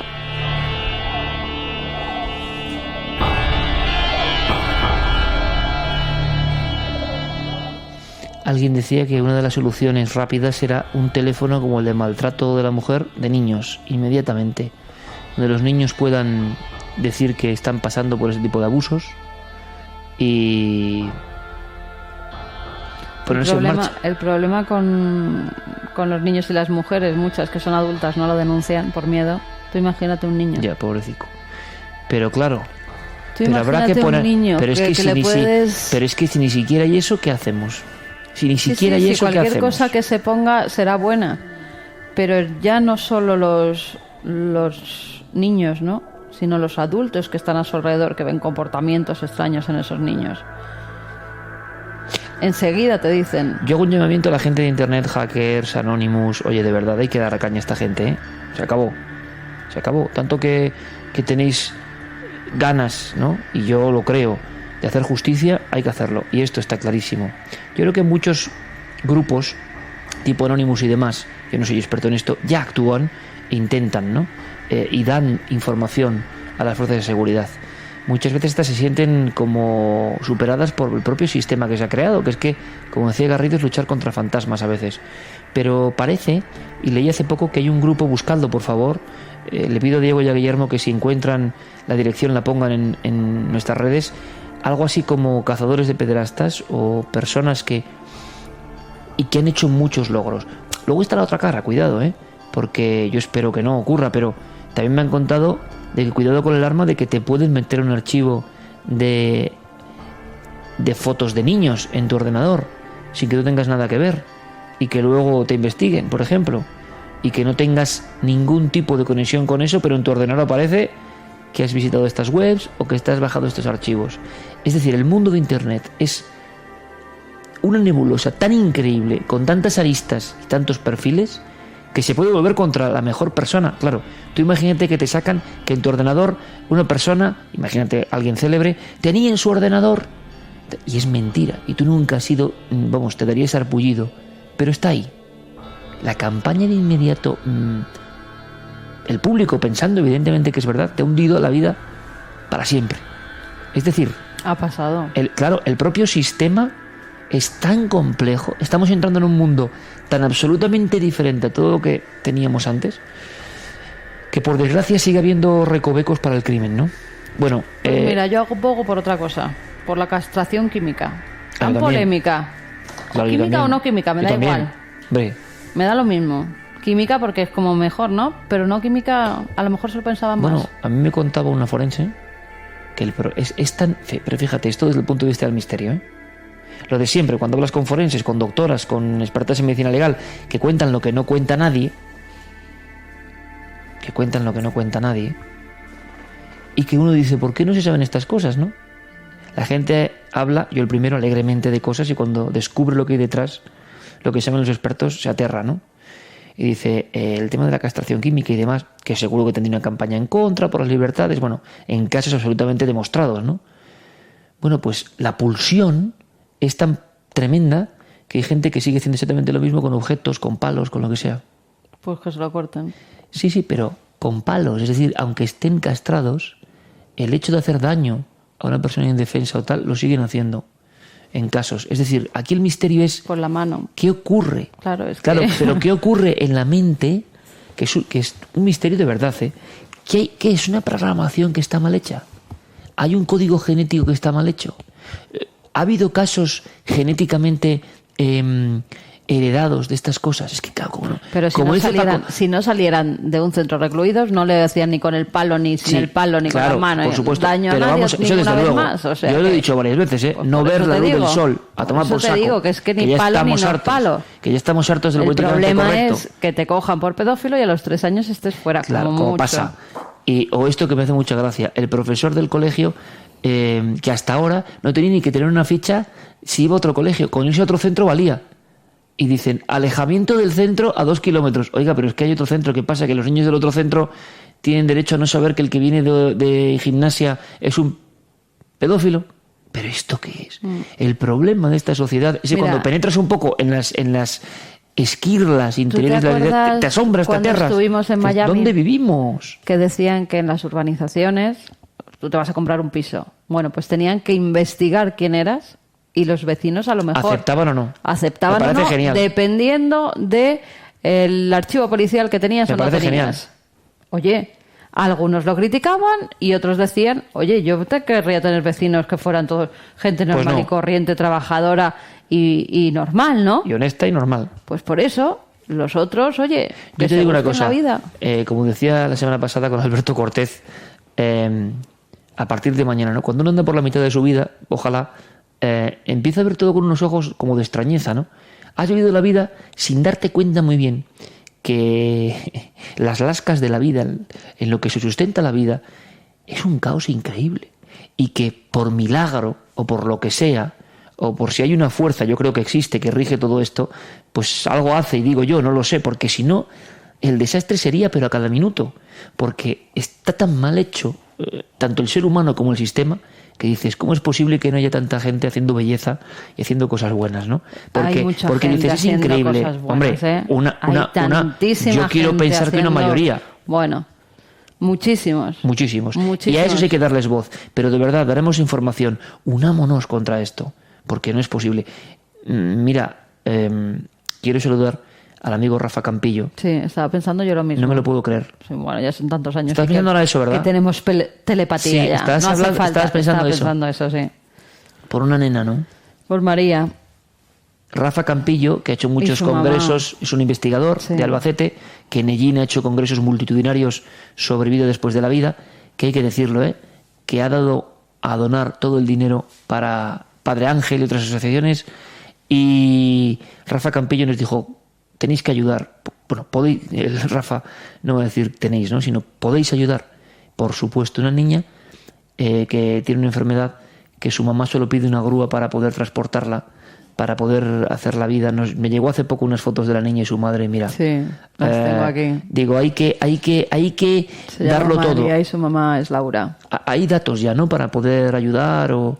Sí, hay ya una página web que es www.ayudaamaria.es, todo junto, ayudamaria.es. Van a entrar en una web donde van a ver a la mamá, cómo lleva a su niña en brazos. María tiene atrofia muscular espinal de tipo 1 y tipo 2. Nadie daba un duro por su vida y ya ha superado esas expectativas de vida que con una madre completamente entregada, ¿no? Sí, porque tiene que estar 24 horas día y noche pendiente de la niña. ¿Y qué piden? No piden nada más que una forma para intentar transportar a la niña. Totalmente. Son niñas que, claro, ya van creciendo, ya van teniendo un peso y me imagino, si yo cogiendo alma normal y corriente de vez en cuando tengo la espalda destrozada, pues una niña que tiene que depender de ti 24 horas al día, que la tienes que bañar, que la tienes que coger, ¿qué tal?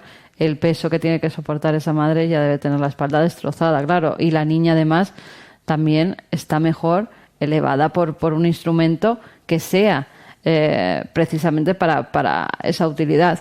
Hay varias formas de ayudar a María. Si entran en esa página web, ayudaamaria.es, no lo olvidéis, por tienen favor. toda la información con SMS, con un simple SMS. Ya pueden estar ayudando. Hay que intentar conseguir una suma, porque fijaos lo que queremos, una grúa ortopédica para una niña.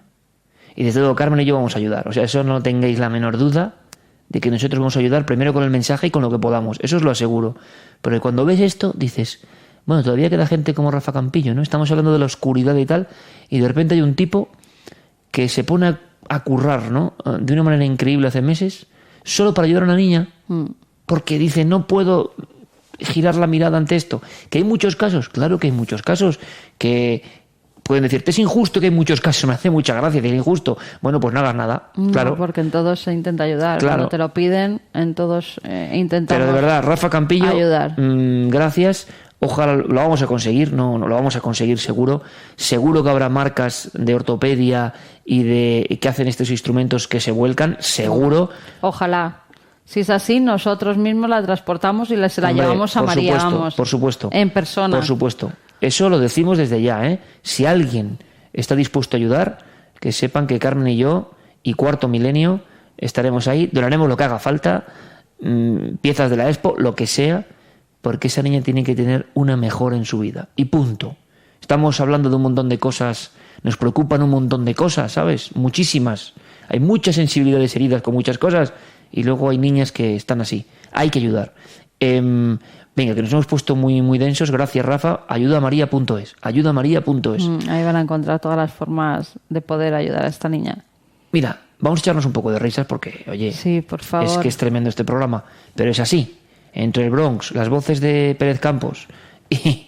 Que la más terrible es la de Pérez Campos que las de Enfield. Por supuesto, por supuesto. Mira, el mago de Oz metálico. Hablabas de hace 20 años, ¿no? Sí. A ver a qué te suena esto. Mira, esto es una sorpresa sonora, ¿eh? Es que yo disfruto mucho poniendo las músicas y... Cuando te entran, porque a veces no te... A ver. Escucha. A ver.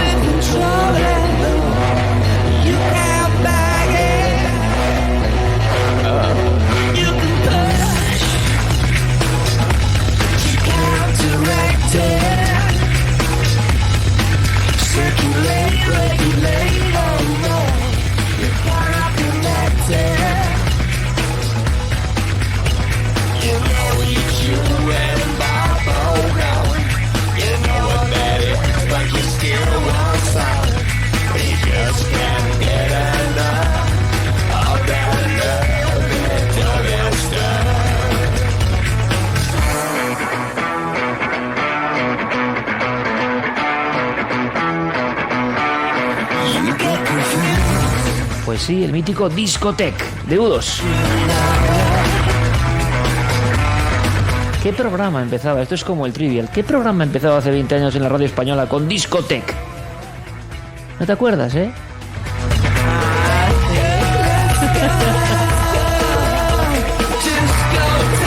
O sea que hasta ahora no sabíais lo que estaba haciendo, ni por qué ponía esta música. No, porque como has dicho voces, digo, pues podrán voces nuestras de hace 20 años. A ver, escucha.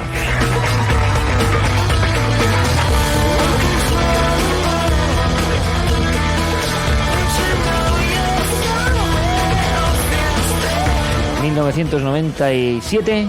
el disco pop Discoteque. Y con esta música empezaba en la mítica radio Intercontinental. En la Inter, sí. En la Inter, un programa de misterio. Sí, con esta música lo hacíamos. Se llamaba Enigmas en la noche.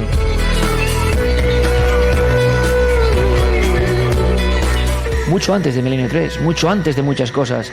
En la más bizarra y maravillosa emisora del corazón de España, la Inter, con un teatro entre la zona de control y el técnico, en ese mundo especial. Y un fantasma. En medio. Exactamente.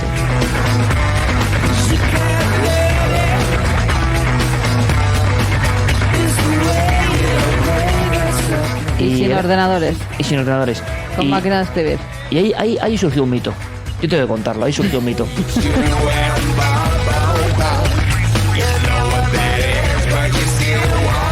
No vamos a decir quién era, pero voy a anunciar la plantilla, porque tengo que decir, es así. En ese equipo de Enigmas en la Noche estaba Carmen Porter, Iker Jiménez, Lorenzo Fernández, Patricio Contreras, Luis Álvarez y Santiago Camacho. Y alguien de esos, hacer apuestas por favor, alguien de esos aparecía en la más estelar y más gloriosa, menos mal que no hay grabaciones, yo creo. Yo tengo alguna, Igual, un día recupero una. No. Sí, la puedo llegar a recuperar. No, porque sí. Acuérdate que yo tenía... Hablaba como con una cornetilla, ¿no? Sí. Y además como con un vaso de whisky, ¿no? Se oían los hielos y tal de... Como que estaba también en un búnker y no era Diego Marañón. No era Diego Marañón. No existía Diego Marañón en el misterio en aquel momento. No. Diego Marañón, sabes que nos leía en aquel momento, ¿no? ¿Ya nos leía? Sí, madre me lo contó mía. hace poco. Así tendrá la cabeza. Sí, nos leía. Y fíjate qué curioso, porque uno de esos aparecía con una voz distorsionada y se convirtió para mí en el mayor mito de la historia de la radio del misterio. La gente que sea Antonio José Alés, el gran Juan Antonio Cebrián, nuestra humilde aportación. ¿Pero por qué? ¿Por qué se convirtió el confidente? Mito?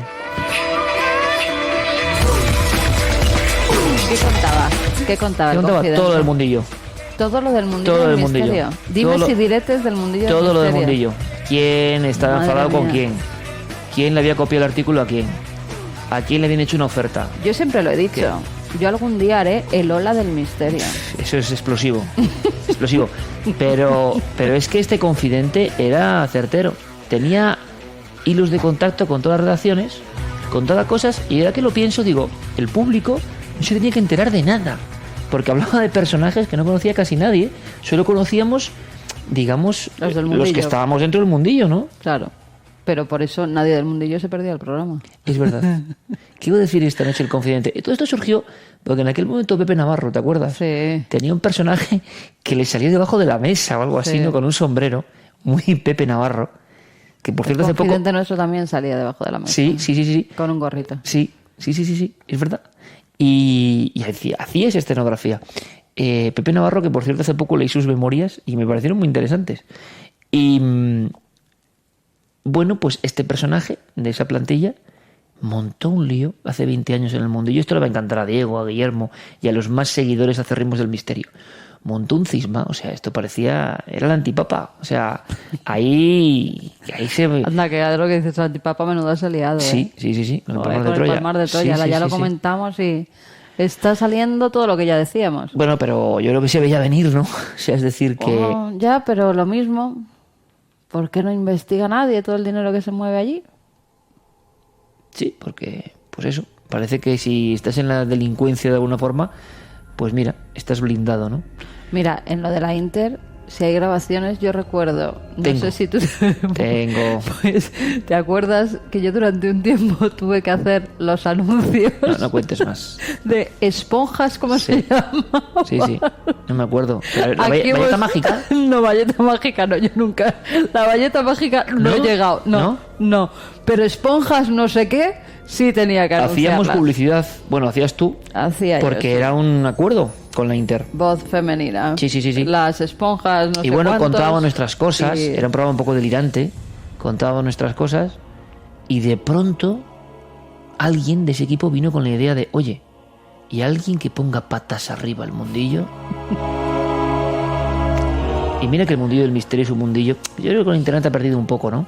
En ese aspecto. Es un mundillo de peleas, de espadachinaje, como diría Pérez Reverte, de enfrentamientos, luego de abrazos impresionantes, donde Diego, en fin, todo eso. De bares, borracheras. De todo. Y claro, es que nuestro confidente sabía todo lo que pasaba. Te voy a contar una anécdota que es brutal. Un director de una revista apareció casi con los ojos fuera de las órbitas, la vena de la cara marcada, la del cuello también, echaba espumarajos por la boca, llegaba con un fajo de revistas. El confidente estaba ahí y desencajado solo le dijo una cosa: ¡Eres tú! ¡Eres tú! ¿Y no se equivocó? Eso queda en la duda. Si no sabe a quién Pudo ser dijo. una falsa educación, una falsa acusación. ¡Eres tú! Pero bordeando un infarto, Ay. Porque resulta que el confidente le había dado con este director de Venga, revista. que estamos igual que el confidente, que no se va a enterar nadie de lo que estamos Nada, hablando, ¿verdad? ¿no? Bueno, pues que Así sepáis que, venga, cambia. hace 20 años hacíamos cosas muy extrañas. Como y lo hemos anunciar recordado con la esponjas. música. Exactamente. Exactamente. Dicen ahora que hay que tener cuidado con el contacto extraterrestre. Anda, ¿y por qué? Y llevan un tiempo diciéndolo, ¿eh? ¿Quieres enterarte? Esto lo que no quieren es que vengan, ni que tengamos contacto con ellos, porque si no sería darnos la razón a los ufólogos, ¿no? No lo sé, pero es A ver, curioso. venga, a ver qué nos cuentan. Porque- Luego ya hablo. Porque es una cosa que empezó Stephen Hawking y parece que cada vez más científicos creen que... Pero lo luego de- se desdijo, ¿no? Stephen Bueno, Hawking. no sé. Dar nuestra baliza cósmica no es inteligente, pero han pasado más cosas. El observatorio Arecibo ha sido utilizado ocasionalmente para buscar signos de civilizaciones extraterrestres. Y una vez se envió a través suyo un mensaje a una lejana galaxia, llamada la M13. Habiendo 400.000 millones de estrellas tan solo en la galaxia de la Vía Láctea, será nuestro planeta el único que esté habitado. Es mucho más probable que nuestra galaxia esté rozando y susurrando a civilizaciones avanzadas. Tal vez estemos cerca de algunos de esos puntos de luz que vemos en nuestro cielo. Quizá alguien muy diferente a nosotros esté ociosamente contemplando esa estrella que llamamos el Sol y se le esté ocurriendo alguna idea atroz.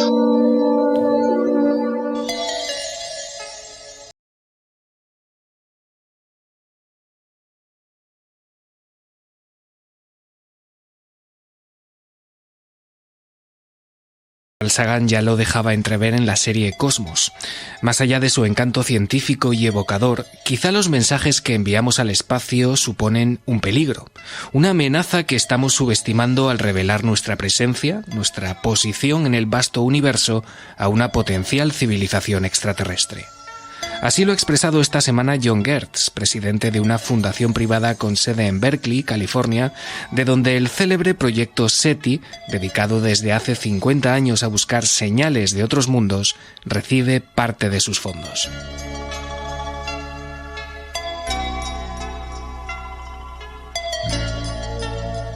Este apasionado de la astronomía se une así a la corriente de opinión sostenida por los astrofísicos Stephen Hawking o Neil deGrasse Tyson, que, como han explicado en diversas ocasiones, tampoco creen que el envío de mensajes y saludos terrestres a los confines del cosmos vaya a traernos nada bueno. Lo mismo pensaron en febrero de 2015 numerosos científicos que llegaron a firmar un manifiesto enumerando los peligros inherentes del proyecto.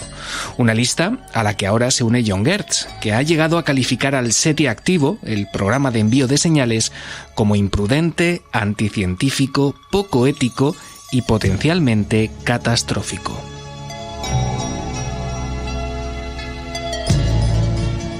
La búsqueda de señales extraterrestres comenzó en los años 60 impulsada por el trabajo de Frank Drake, pero hasta ahora, al menos aparentemente, todos los intentos de comunicarnos con ellos han sido infructuosos.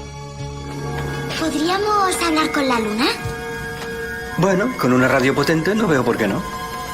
¿Podríamos hablar con Júpiter? Ujú. Oye, papá, ¿Qué? ¿también hay personas en otros planetas? No lo sé, Chispita. Pero sé que si solo estamos nosotros, ¿cuánto espacio desaprovechado?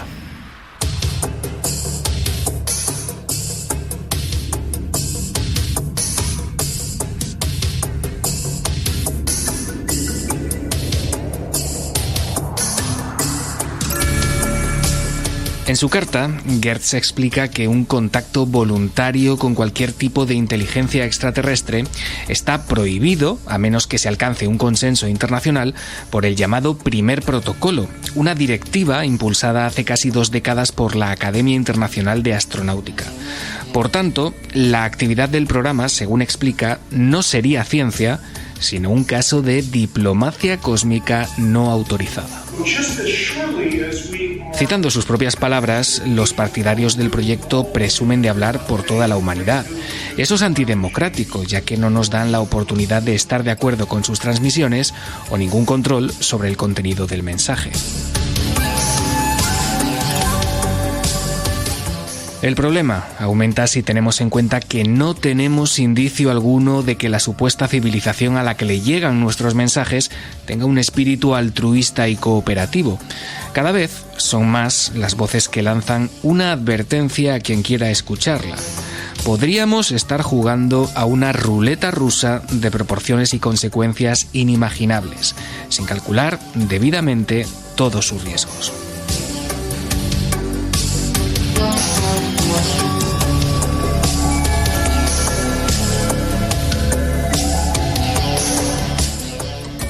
Resumiendo o traduciendo, que cada vez hay más disidentes de la idea esa de mandar señales para ver si encontramos extraterrestres y que muchos empiezan a considerarlo un peligro.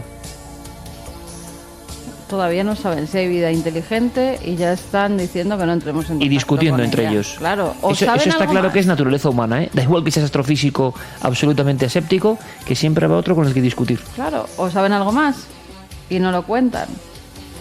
Yo creo que no. Pues ni siquiera se ha demostrado que hay vida extraterrestre y ya están diciendo que no hay que entrar en contacto con ellos. Pues chico, entonces no lo entiendo. Y además, ¿quiénes son ellos para juzgar lo que quiera toda la humanidad? Eso es precisamente la polémica que hay, ¿no? Que claro. Muchos otros astrofísicos... Oiga, ¿ustedes por qué se erigen en portavoces de toda la humanidad si a lo mejor la humanidad no piensa como ustedes? Por eso, que vamos a votar. ¿Cómo suena la voz de Carl Sagan, eh? Ya que han pasado 36 votar, años. Pues ahora vamos a votar todos. ¿Contacto extraterrestre, sí o no? Amigos Intentarlo. ET. Vamos a poner grandes carteles. Bienvenidos, ETs. Sí, o no bienvenidos, ETs. Eso está bien. Bueno, va tocando ya... Aquí pondríamos banderola, ¿eh? Bienvenidos, sí, amigos del espacio. Sí, lo que pasa es que yo te voy a decir, las veces que yo he estado cerca del fenómeno OVNI, no te creas que la sensación ha sido muy agradable. Porque es algo desconocido. Claro. Igual que si ellos te ven a ti, puede ser. A lo mejor dicen, madre mía. Pero cuando yo he tenido un ovni relativamente cerca, o lo que creo que es un ovni, ahí el inconsciente también trabaja. Y en vez de ser algo maravilloso de aproximarte a una luz que está ahí medio aterrizada y decir, jolín, el sueño de tu vida, ¿no? O uno de los sueños de tu vida, saber, ¿no? Si todo esto es cierto, real, auténtico. Pues yo sentí una inquietud muy especial. Por tanto, es como una alarma interna que tenemos y que se está trasladando, ¿no? De alguna manera a las estrellas y a los que saben de ciencia. Mira, con lo que hemos tenido esta noche, peor que nosotros. No eso puede ser. Mira, así que, welcometes. Eso es un buen colofón, fíjate. Eres un buen colofón. Pues ya no digo más. Ahí lo dejo.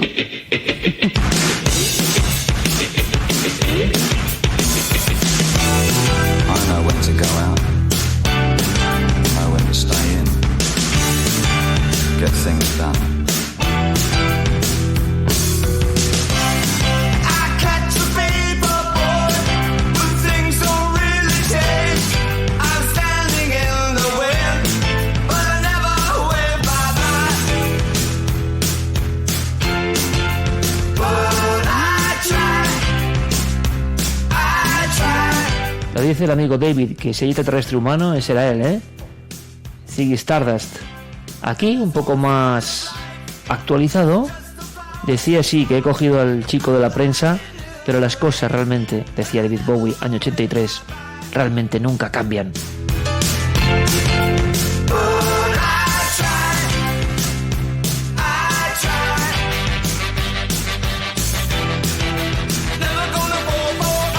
Pero mira, esta canción es todo energía. El amor moderno de David Bowie. Energía positiva ante todo, a pesar de la oscuridad. Tenemos esa misión. Y si, a pesar del horror, logramos dar unas gotas de vitaminas de entusiasmo en todos vosotros, logramos proporcionar ese brebaje, estamos muy contentos de abrir cada 15 días, de momento, nuestra mágica buhardilla para todos vosotros, para pasar una noche, un día, una tarde, lo que queráis, en cualquier lugar. ¿Qué pasa? ¿Que no puedes vivir sin mí una semana? Pues ¿Todas vete a saber. las semanas O a lo quieres mejor lo estar hacemos aquí cada mes. conmigo? Yo qué sé, vete a saber. Es que nunca Cada se sabe. mes, Nunca o se sea, sabe. que quieres vivir sin mí 3 semanas. Peor las cosas.